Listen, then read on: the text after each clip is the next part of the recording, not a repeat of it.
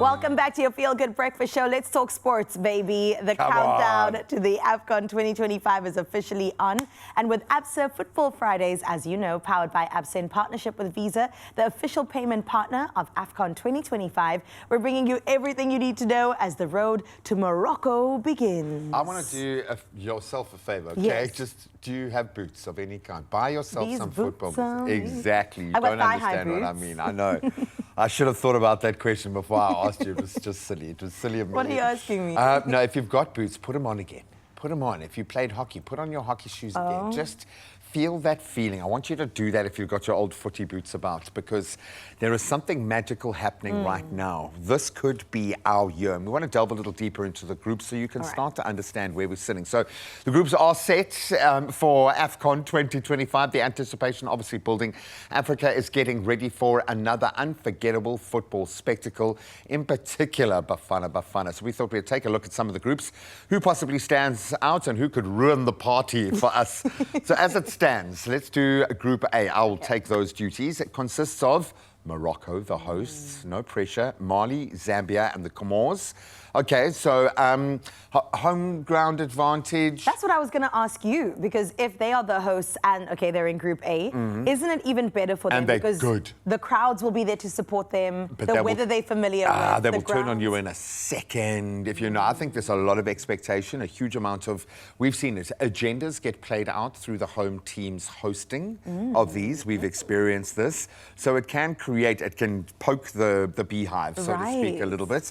I'm just trying to manufacture a reason why they're not a massive threat. No, they will be a huge threat because they are very good on any day. In front of 100,000 of their absolutely mole fans, different story. Okay, well, good for them. I'm not saying I'm backing them, but I mean, Morocco is pretty beautiful. Can they channel that dominance? Graham seems to think so. I think so. Out of Group A, do you think that they're the strongest? No, without a doubt, but don't count some of the underdogs out. Mali, Zambia could be one of those teams when it gets to the point of knockouts, who's going to be playing who, moving into those phases. The nuance makes a difference.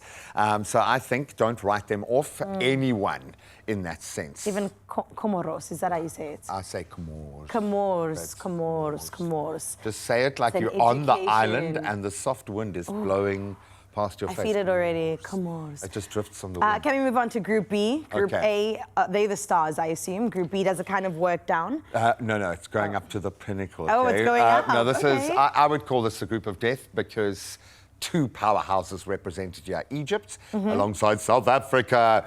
Listen, Angola and Zimbabwe can also put on a performance when required. Angola, I think, are a bit of a danger to me, but Egypt, they are our traditional African foes. Al Ahly, Sundowns doing battle for centuries in the African champions kind of space. So this is often where the big battles are won or lost, and a great, I would normally say this terrifies me. For this Bafana, I would love them to face and beat Egypt on their way to the knockouts. You know, Greg, I feel like we've been doing so well recently, and no pressure, but all the pressure to our boys. I think that we definitely are going to be like the biggest underdog, right? Yeah, I just think through our qualification process, because there were so many normally those moments where we'd be like, okay, just write it off, write it off. And we rose and we showed our depth of squad. We showed the brilliance of players based locally and abroad, the strength of our local league at the moment. All the things are, I don't know, I have a feeling we might be very, very, very special in this one. But it's these dark horses like Angola, Zimbabwe. They always have an extra beef in any time that they play in our spaces. It could get a little bit tense once we're trying to figure out who is going to sit where. It's going to make predictions, I think, a little bit difficult. Okay, so there are two teams in Group C that are no strangers to victory. As you said, Gray, we're working our way up. So let's talk Nigeria. So Nigeria would be upset with me that I didn't call this group of death. Okay, and a group of death is that group that no one wants to be in because it looks like the 2 or 3 best teams are playing each other before you've even qualified for the knockout rounds. But this is where you've got some bona fide winners. You've got Nigeria, you've got Tunisia, you've got Uganda and Tanzania. They know what it's like to play high-stakes football in Africa, but dominant performances from Nigeria and Tunisia over the years. They've got superstars playing in the best leagues all over the world. Nigeria are a side that we struggle with, but we didn't really struggle with. Like in our journey to get to qualify and through the World Cup qualification process, I kind of think we've shown our strength, our mettle.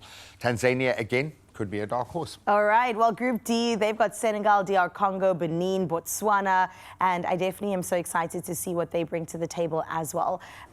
Pretty good teams? Definitely. Senegal, always the team to watch if you're a betting person. Okay. Senegal is one of those that you want to have some money on. Blowing a bit hot and cold in recent times, but really, really good. DR Congo, they've got enough quality to challenge. Maybe we haven't seen their glory era right now, but they could do something. Benin or Botswana, again, outsiders that could potentially add pressure to our teams, those that are looking for that first spot dominance going into the knockouts. And then we fly through Group E. Algeria, Burkina Faso, Equatorial Guinea, and Sudan. I'm not worried about this group. You see me, I say arrogantly. Uniforms, because look how good they look. I love that. No, Algeria, always good as well. So I can joke about it, but they could be very, very tricky opponents with players that play at top international leagues across the globe. So the bottom line here is African football looks very different to what it used to look like. There was a mass amount of Premier League influence, Serie A League influence. A lot of the top players in the world are coming from our continent, and they're going to be doing it. But I don't think they're going to be doing it like Bafana's going to be doing it. This is our time, people. It's I'm backing our boykies once again across any single front. So Bafana, we are here for you, and I hope that you feel the cheers all the way to Morocco. The countdown is ticking, and as you can tell, the excitement's definitely rising. And the continent's gearing up for a tournament like no other. A huge thank you to Absa for telling the stories and also shining a light on our local heroes. You gotta do things that make you scared. Whatever your reason to go, you could get Absa 100% off on flights. Book on our banking app. Your story matters.